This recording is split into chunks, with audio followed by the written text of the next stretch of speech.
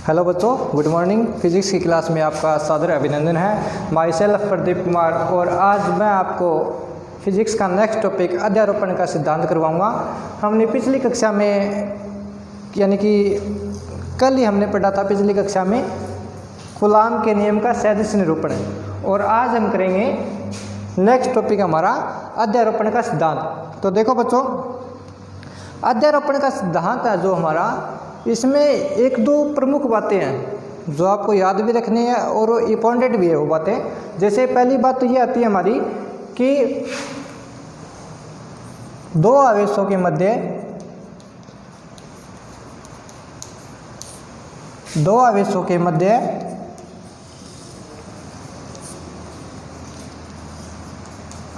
Coulomb बल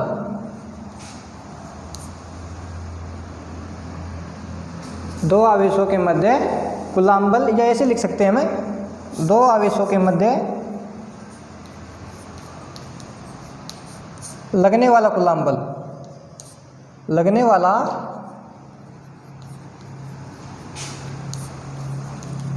coulomb बल तीसरे आवेश की उपस्थिति से तीसरे आवेश की उपस्थिति से अप्रभावित रहता है।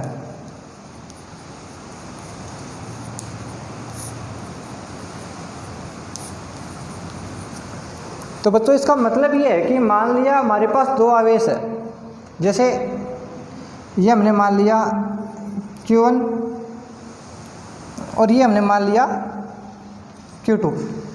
ये आवेश इस आवेश पर फोर्स लगा रहा है, इस आवेश का मान लिया हमने फोर्स है इस पर है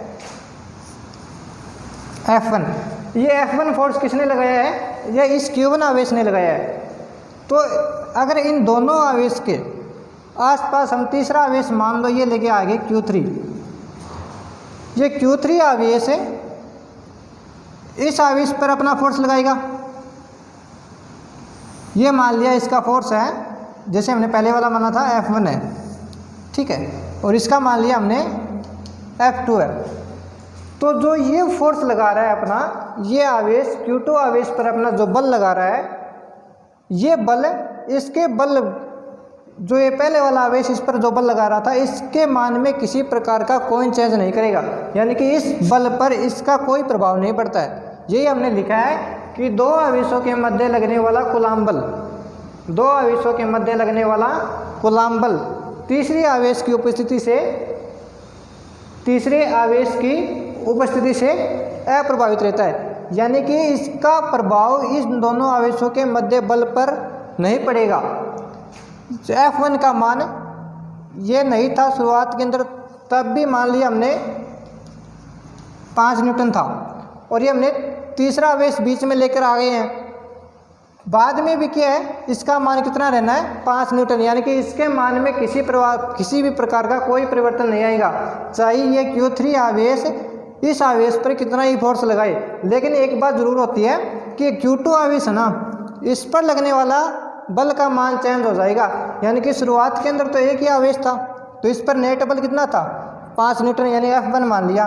बाद में Q3 आवेश ने भी इस पर फोर्स लगा दिया, तो Q2 आवेश पर जो नेट बल कार्य करेगा ना, वो इन दोनों बलों के योग के बराबर होगा, F1 प्लस F2 के, यानी कि इस आवेश के बल के मान पर तो फर्क पड़ता है, इस पर तो लगने वाला बल का मान चेंज होता है, लेकिन ये जो बल लगा रहा है इसके मान में नहीं परिवर्तन होगा। ये तो जो पहले लगा रहा था इतना ही बाद में लगाएगा। ये था हमारा अध्यारोपण का सिद्धांत। हम इसे मैथमेटिकली रूप से प्रूव करते हैं एक। तो बच्चों देखिए आगे, हम एक XY निर्देश तंत्र लेते हैं, जिसमें क्या करते हैं, एक टेस्ट चार्ज लेते हैं, जैसे हमने पिछली कक्षा में पढ़ा था परीक्षण आवेश, उसको लेते हैं और उस पर बहुत सारे आवेश यानी Q1 से लेकर Qn तक आवेश लेते हैं उस XY निर्देश तंत्र के अंदर, और उस परीक्षण आवेश पर सभी फोर्स लगाते हैं, और हमें यह देखना है कि परीक्षण आवेश पर जो बल लग रहा है वो किन के बराबर हो गया, किस किस के फोर्स के बराबर होगा। जैसे मान लिया हमने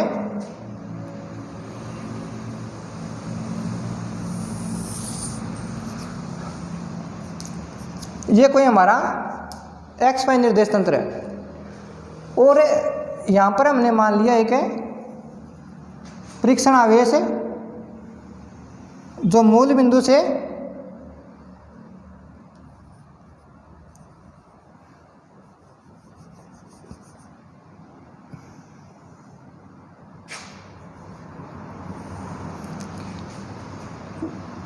ये हमारा परीक्षण आवेश Q0 जिसके मूल बिंदु के सापेक्ष स्थिति सदिश है R0 वेक्टर। ठीक है बच्चों, ये हमारा है मूल बिंदु O। तो हमें इस एक्स वाई निर्देश तंत्र के अंदर अन्य आवेश लेने हैं। मान जैसे हमने Q1 से लेकर Q1 तक सभी आवेश लेते हैं हम, और उन सभी आवेशों के कारण इस Q0 पर फोर्स लगाएंगे और Q0 पर हमें फोर्स पता करना है कितना फोर्स लगता है और किस किस के कारण लगता है। मान लिया हमने एक यहाँ पर हमारा चार्ज है Q1 है और जिसके मूल बिंदु के सापेक्ष स्थिति सदिश हमारा R1 वेक्टर। एक मान लिया हमने यहाँ पर है Q2 चार्ज और इसके मूल बिंदु के सापेक्ष स्थिति सदिश हमारा R2 वेक्टर। एक मान लिया हमने Q3,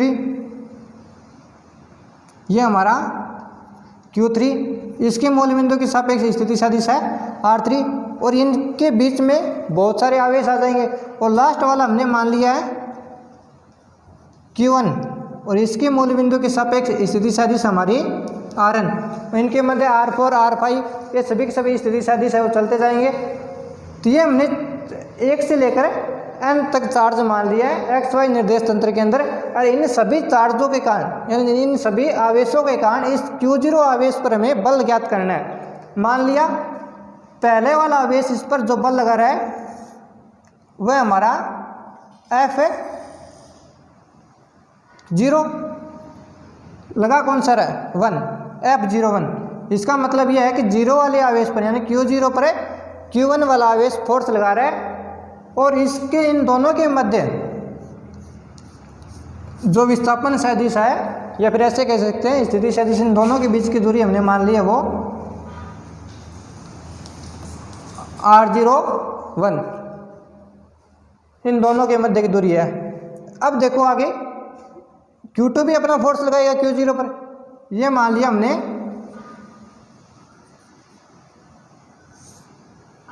ये हमारा Q2 है वो फोर्स लगा रहा है किस पर है Q0 आवेश पर। ये मान लिया हमने F02। इसका मतलब है Q2 आवेश के कारण Q0 पर लगने वाला फोर्स, और इसका मान हमने मान लिया इनकी दोनों के बीच की दूरी है R02।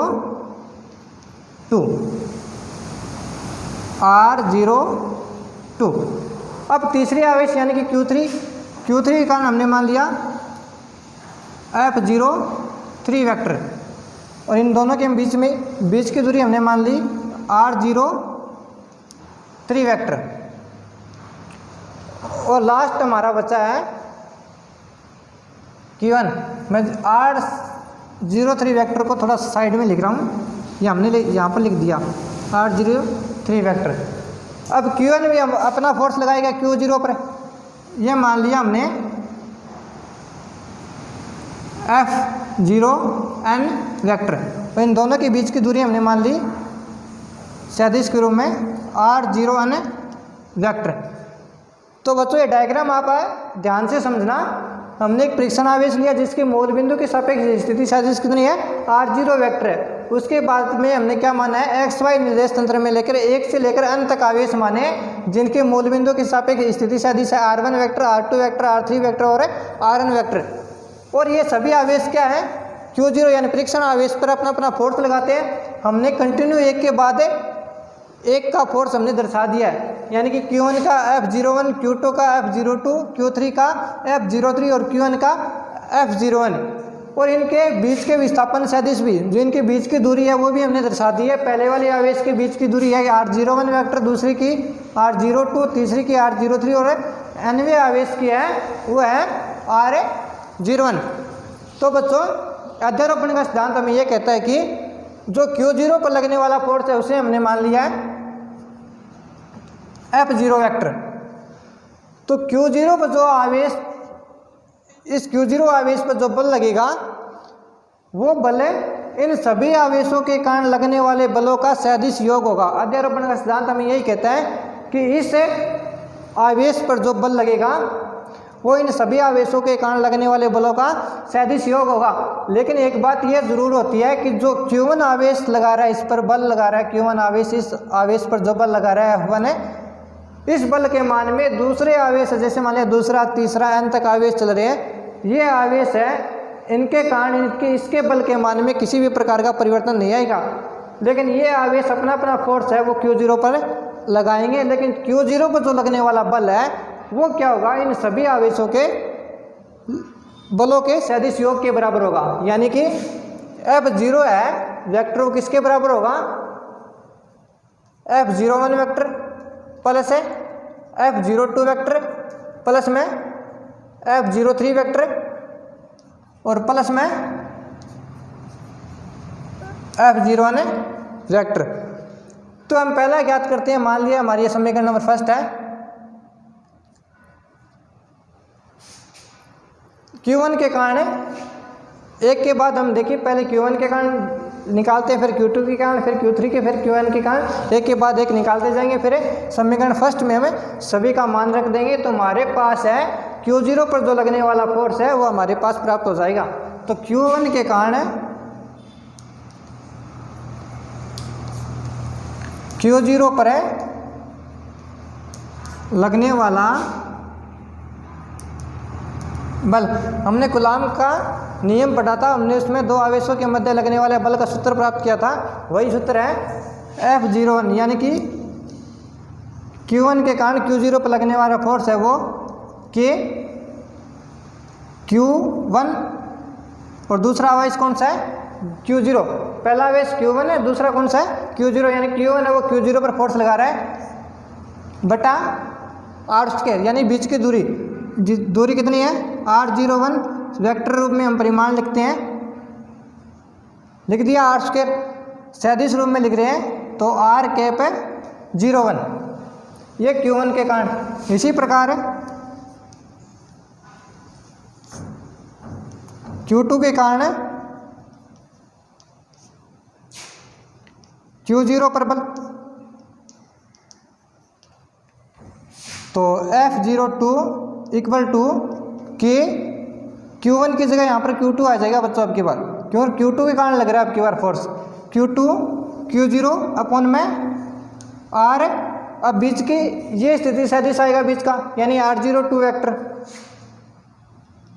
R02 वेक्टर का वर्ग डॉट में R कैप 02।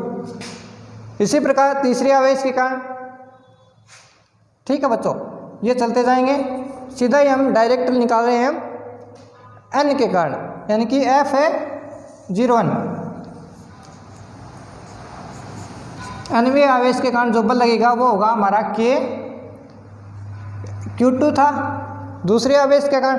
अब nवें आवेश के कारण क्या आ जाएगा, Q1 किस पर लग रहा है, Q0 पर, बीच की दूरी कितनी है, R01 वेक्टर का स्क्वायर डॉट R कैप 01।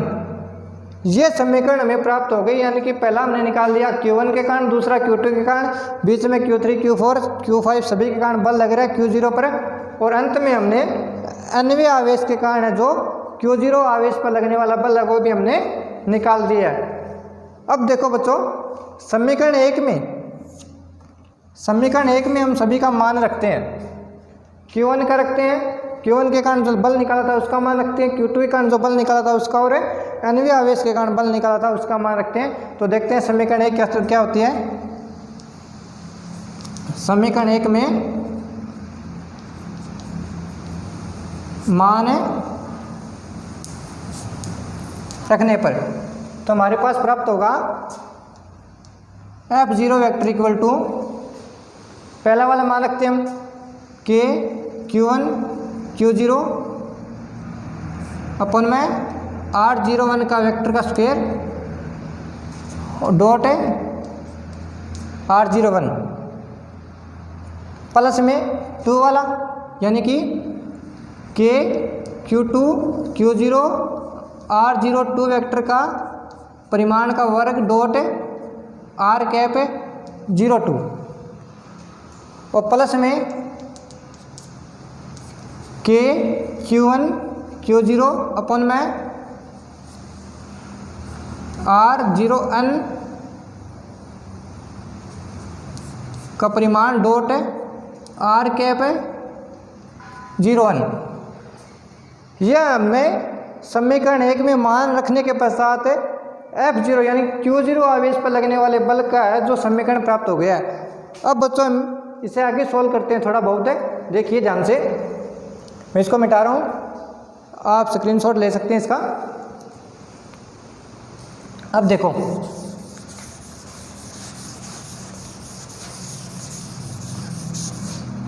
हमारे पास जो समीकरण प्राप्त हुई थी ये वाली, इसे हम सोल्व करते हैं आगे। तो F0 vector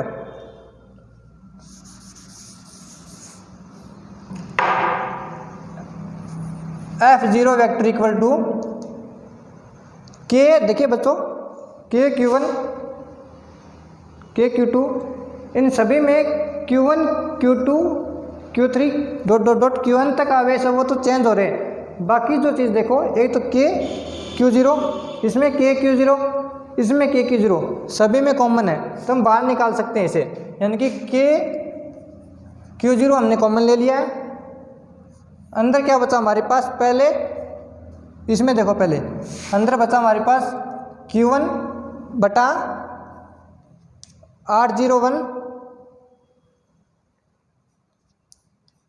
square dot R01 cap,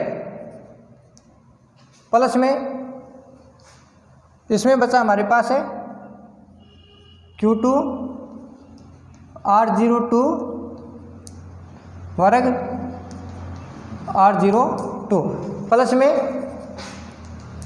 क्या बचा है Q1 प्लस में Q1 R01 वेक्टर का वर्ग डॉट R0N, ये बचा है। अब आगे देखो बच्चों,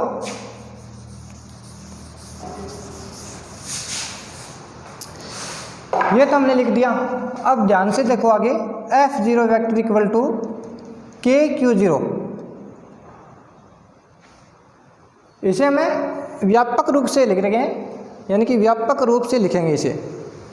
तो व्यापक रूप से कैसे लिख सकते हैं, ये लिखा हमने सिग्मा, देखिए 1 से लेकर n तक जा रहा है, इसका मान ऐसे लिखेंगे I equal to 1 to n, अंदर लिखेंगे QI ओपन में R, यहाँ पर भी देखो 1 से लेकर n तक जा रहा है, R0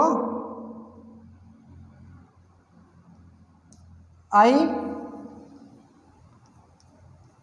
dot R cap 0I, ये हमारा व्यापक रूप से है जो बल का मान हमें प्राप्त हो गया है। ये हम लिखते हैं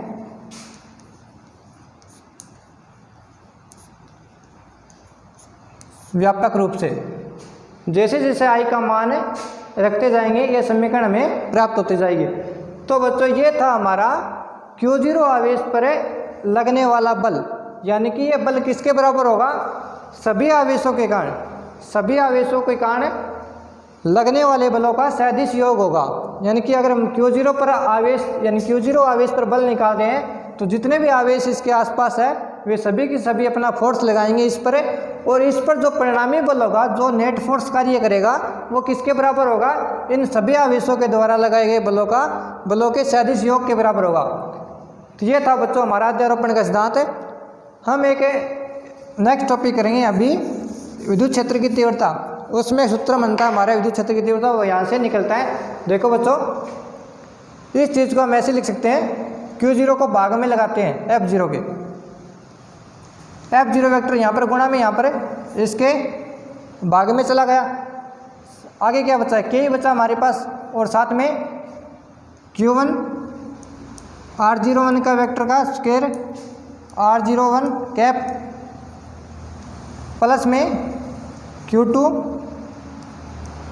R02 R02 कैप और प्लस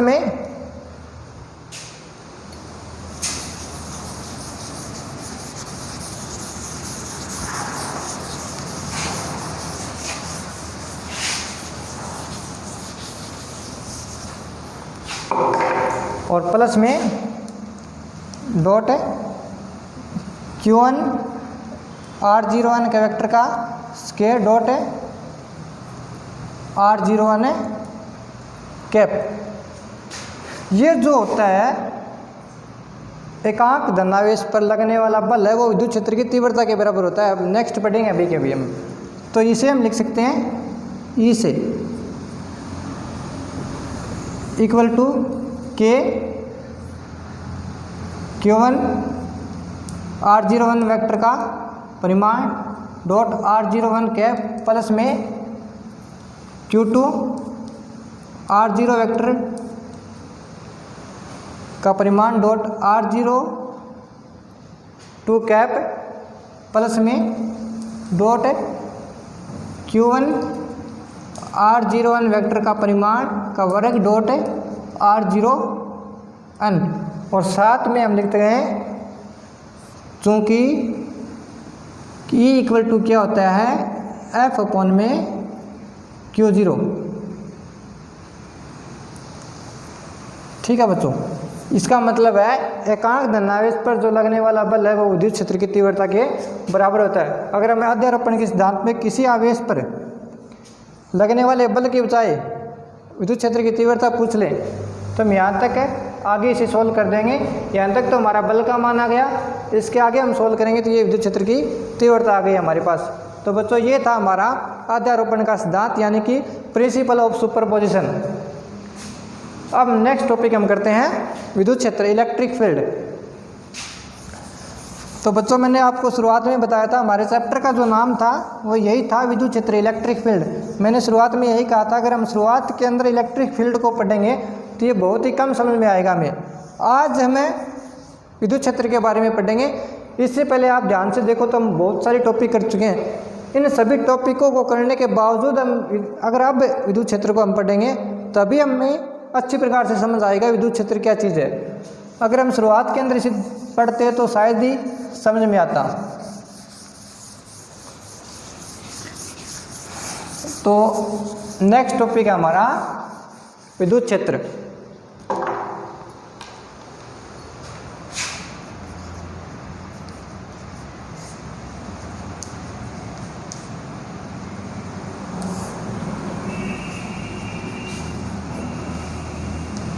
इलेक्ट्रिक फील्ड। मैंने शुरुआत में कहा था बच्चों कि विद्युत क्षेत्र है वो आवेशों से मिलकर बनता है और इसके हम डेफिनेशन पढ़ते हैं डायरेक्ट ही। सिंपल सी डेफिनेशन है, देखिए ध्यान से। किसी आवेश के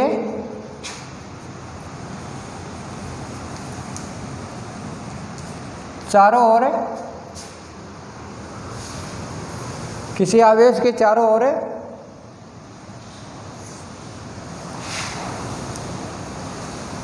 उसका प्रभाव क्षेत्र ही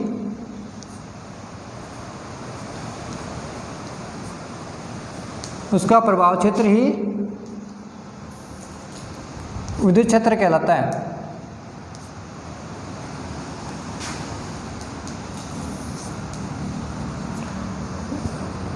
इसका मतलब ये है बच्चों कि मान लिया कोई आवेश ले रहे हैं हम और उस आवेश का जहाँ तक प्रभाव है अपने आसपास वह प्रभाव मान लिया हमारे पास कोई आवेश है Q1 मान लिया हमने, इसका प्रभाव क्षेत्र हमने मान लिया है इतना है। तो ये जितना इसका प्रभाव क्षेत्र है ना ये क्या है इस आवेश का विद्युत क्षेत्र है। इसे हम इस आवेश का विद्युत क्षेत्र कहेंगे। तो किसी आवेश के चारों ओर का या किसी आवेश के चारों ओर उसका प्रभाव क्षेत्र क्या कहलाता है, विद्युत क्षेत्र कहलाता है। जिसमें अब आगे पढ़ेंगे इसे, जिसमें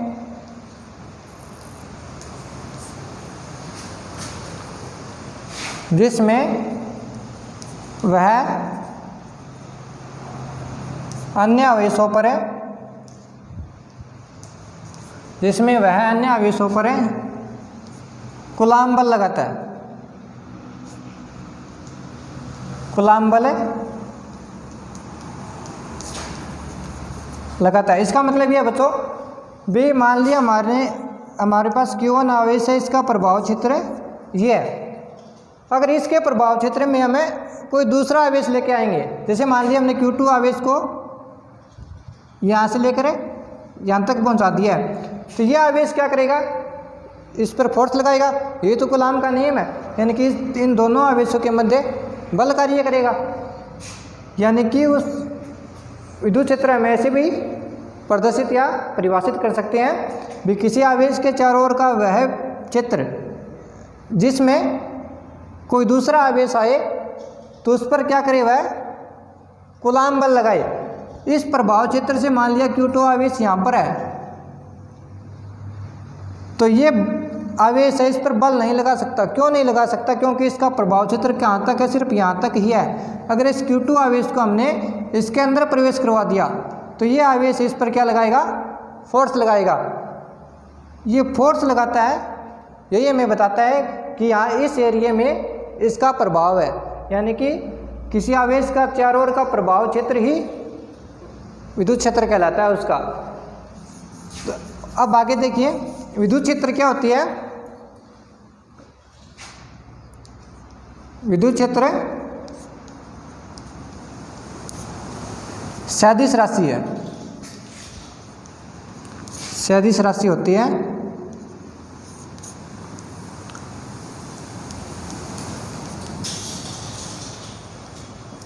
और इसे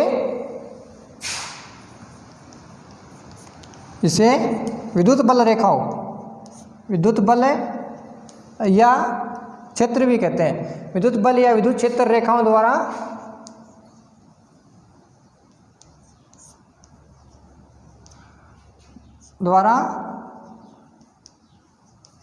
प्रदर्शित किया जाता है। ये था बच्चों हमारा विद्युत क्षेत्र। भी किसी आवेश के चारों ओर उसका प्रभाव क्षेत्र क्या कहलाता है, विद्युत क्षेत्र कहलाता है, जिसमें वह अन्य आवेशों पर कूलाम बल लगाता है। और विद्युत क्षेत्र एक सदिश राशि होती है तथा इसे विद्युत बल रेखाओं या विद्युत क्षेत्र रेखाओं के द्वारा प्रदर्शित किया जाता है। विद्युत बल रेखा या विद्युत क्षेत्र रेखाएं क्या होती है, नेक्स्ट क्लास में पढ़ेंगे, हमें सिंपल सा टॉपिक है। तो ये था बच्चों हमारा विद्युत क्षेत्र। अब एक छोटा सा टॉपिक और कर लेते हैं, आसान सा। हमारा अगला टॉपिक नेक्स्ट है विद्युत क्षेत्र की तीव्रता, intensity of A electric field. तो ये भी बच्चों आसान सा, जो हमने अभी पढ़ा था पीछे अध्यारोपण के सिद्धांत में, इसकी एक हमने फॉर्मूला पढ़ा था विद्युत क्षेत्र की तीव्रता का, वही फॉर्मूला हमें निकालना है।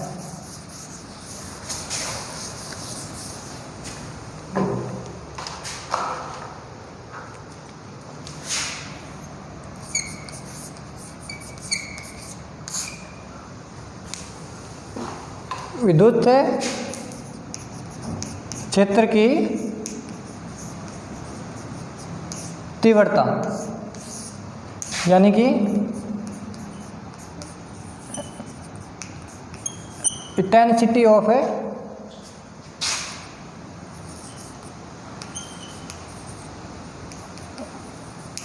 Electric field. इसकी डेफिनेशन बच्चों आसान सी है, हमने अभी पढ़ा है। एकांक धनावेश पर, एकांक धनावेश पर लगने वाला जो बल है वो किसके बराबर होता है, विद्युत क्षेत्र की तीव्रता के बराबर होता है। और आपको बच्चों बता दूं कि एकांक धनावेश है, हमें परीक्षण आवेश को ही मानते हैं, और परीक्षण आवेश का मान हम सदैव एकांक ही लेते हैं, जिसके कारण हमें पता होता है भी इसका प्रभाव क्षेत्र क्या होता है। हम लगभग शून्य नगण्य मानते हैं। किसके कारण मानते हैं कि इसका मान कितना होता है, 1 होता है। यानी कि इसकी डेफिनेशन हम लिखते हैं, देखिए ध्यान से। विद्युत क्षेत्र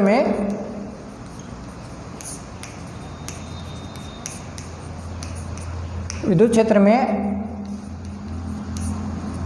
एकांक धनावेश पर, एकांक धनावेश पर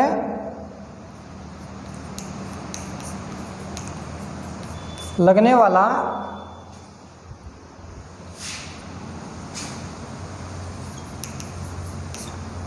लगने वाला बल है विद्युत क्षेत्र की तीव्रता कहलाता है।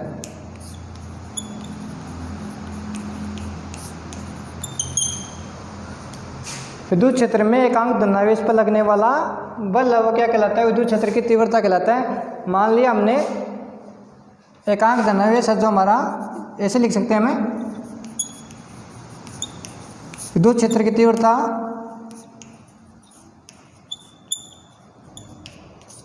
इक्वल टू बल बटा एकांक है धनावेश। इस बल को हम कूलाम बल भी लिख सकते हैं बच्चों, कूलाम बल। तो विद्युत क्षेत्र की तीव्रता का हम डिनोट करते हैं ई से, सदिश रूप में भी लिख सकते हैं हम इसे, सदिश राशि होती है विद्युत क्षेत्र की तीव्रता दोनों ही। कूलाम बल एफ वेक्टर और एकांक धनावेश है Q0। परीक्षण आवेश को हम एकांक धनावेश कहेंगे, यानी कि एकांक धनावेश इसका मान कितना होता है? क्योंकि Q0 equal two plus 1 coulomb, plus है 1 कूलाम, यानी कि एकांक धनावेश पर जो लगने वाला फोर्स है वो किसके बराबर होगा? विद्युत क्षेत्र की तीव्रता के बराबर होगा। और विद्युत क्षेत्र की तीव्रता ये क्या होती है कि सदिश राशि होती है बच्चों। ये क्या होती है कि सदिश राशि होती है। और इसकी विमा निकाले तो हमें पहले मात्रक देखते हैं। इसका मात्रक होगा इसका ए का, डायरेक्ट लिख सकते हैं हमें मात्रक बल बटा आवेश है न्यूटन प्रति कूलाम।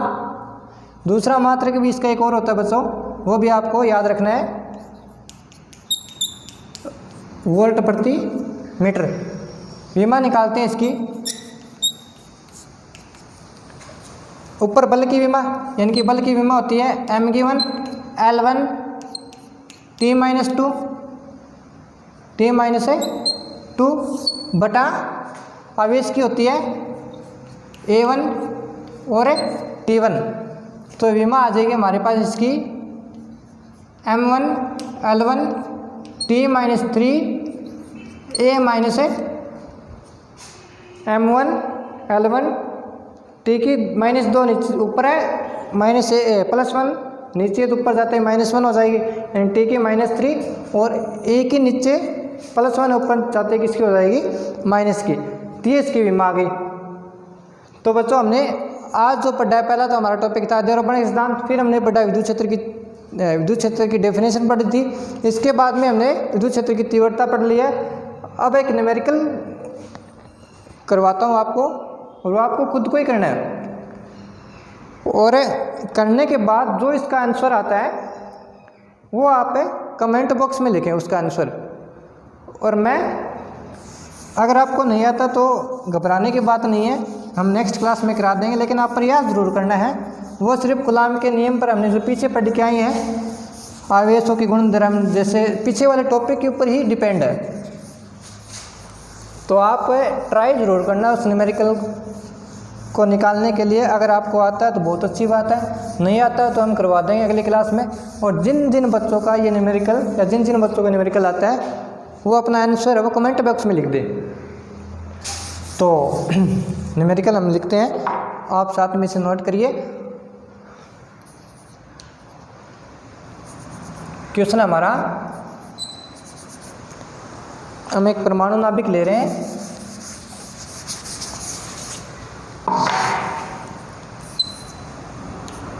ये हमारा क्वेश्चन है नाइट्रोजन 714।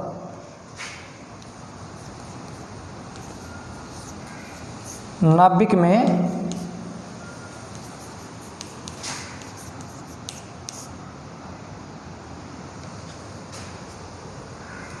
आवेश की मात्रा कूलाम, यानी कि कूलाम मात्रक है। मात्रक यानी कि माइक्रो कूलाम, नैनो कूलाम नहीं लगाना, सिर्फ सीधा कूलाम में हमें आंसर देना है। मात्रक कूलाम नाइट्रोजन नाभिक में आवेश की मात्रा कूलाम में बताइए। ये बच्चों हमारा क्वेश्चन है, इसका आंसर है वो आपको ही करना है। आज 3 टॉपिक हमने पढ़े हैं आज। इनके बाद में आपके लिए एक न्यूमेरिकल है, ये आप ध्यान से सोचिए, उसके बाद इसको हल करना है। और आंसर जो भी आता है आपको वो नीचे हमारे कमेंट बॉक्स में लिख देना। जैसे आप वीडियो देख रहे हैं इसके नीचे कमेंट बॉक्स है, उसमें आंसर ज़रूर लिख देना जिन जिन बच्चों का इसका आंसर आता है। और जो नहीं आता है तो अगली क्लास में इसका हमें आंसर करवा देंगे, किस प्रकार इसे सोल्व करते हैं हम। तो बच्चों आज की क्लास में इतना ही। मुझे उम्मीद है कि आपको अच्छी प्रकार से समझ आएगा। तीनों टॉपिक हमने किए आज है, और हम नेक्स्ट क्लास में इसी के बारे में आगे हम पढ़ेंगे, विद्युत क्षेत्र के बारे में। और आज की क्लास में इतना ही। धन्यवाद।